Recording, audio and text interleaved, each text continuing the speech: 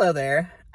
We have officially entered the month of November, right? This is November 1st. We are in November 1st.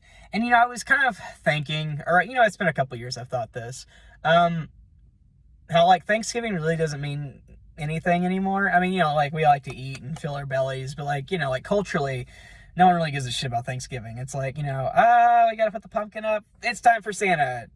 I'm looking at you. You know that. You want to get your tree out. That's fine. I'm not judging. And there's probably a lot of things culturally, that go into why Thanksgiving's really not as big as it used to be. And that's a lot to unpack. So, let's not really go there. But let's stick as far as pop culture goes, right? For example, right? Let me provide an example. Valentine's Day.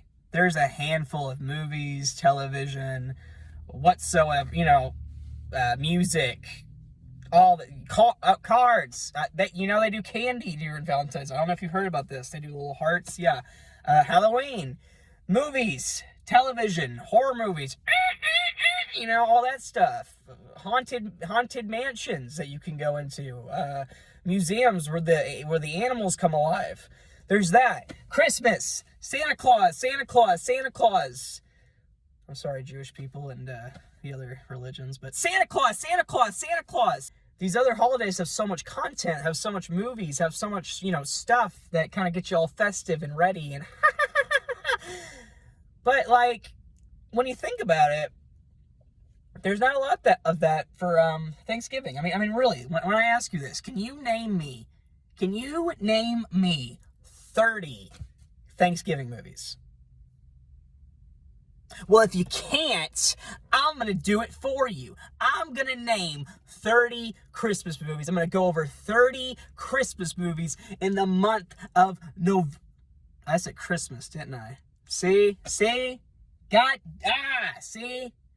That's why, that's the thing. You don't even think about Thanksgiving. I wasn't even thinking about it. I was ready for Christmas. I'm going to do 30 movies. I'm going to find them. I'm going to find a way to find 30 movies regarding Thanksgiving as a plot line of some sort to see if we as American culture really hold this holiday that true to our hearts, or I don't know. But I'm going to do it. I'm going to do okay, wait. Let's back up a second. If I got to be honest with myself and honest with you, I mean, let's be real. Just take the mask off for a second. The last time I tried to commit to something, it didn't really go so well. I mean, we can both admit that, right? So, to kind of save my own pride, I'm going to attempt. So rephrase. I'm going to attempt to find 30 Thanksgiving movies. And if I can't, that just shows how much this holiday doesn't mean anything, right? Doesn't mean a damn thing. Or does it? So let's do it. Starting right now. All right. So for November 1st, the first movie we're talking about is Planes, Trains, and Automobiles. Now there's a couple reasons why I picked this movie first. Firstly, I've seen it a million times. It's a cop-out. I just came up with this idea, so cut me some slack. Number two, I would say, at least within our society, culture, pop culture, whatever you want to call it, this is probably the go-to Thanksgiving movie. If, A Christmas Story is going to be on TBS all day on Christmas, you'll probably find Planes, Trains, and Automobiles on. And I hope I'm preaching to the choir when I talk about this movie. I hope you've all seen this movie. I know I'm going to sound like an old man, and maybe there's some gray in my beard already, but it's a classic. It really is. Even beyond Thanksgiving, and we'll get to that in a second. Beyond Thanksgiving, it's a comedic classic, and just the type of movie it is. It's been copied in a lot of ways for many years. So to kind of go over the plot, Steve Martin plays this kind of corporate dude in Chicago. He's just trying to get home to his family. That's all he wants to do. He just wants to get home to his family. Nothing's going right, you know. He tries to grab a taxi, and Kevin Bacon's got to steal it. You know, anytime he tries to rent a car, it just doesn't happen. You know, just everything is just not working out for him. And Steve Martin in this movie, his character is very, kind of, I wouldn't say stuck up, but it's like, you know, he's trying to kind of keep to himself. He doesn't really want to deal with anybody. He's just, again, he's trying to get home. Well, Steve Martin's about to be in for some trouble because he, on his journey, gets wrapped up with John Candy's character, which is a very friendly, outgoing, he likes to talk and make jokes and be loud and brash. And, you know, he's the guy at Denny's who's going to, you know, reach over and say, how you doing? And you don't know who this person is. And you're like, I'm just trying to eat my bacon. Please get away from me. Shenanigans ensues. But, no, all jokes aside, their jokes are great, and they have great chemistry, and I think that's very important for this movie, because majority of the movie is just these two characters trying to get home. You know, Steve Martin's trying to get home to his family, John Candy's trying to get home to his family.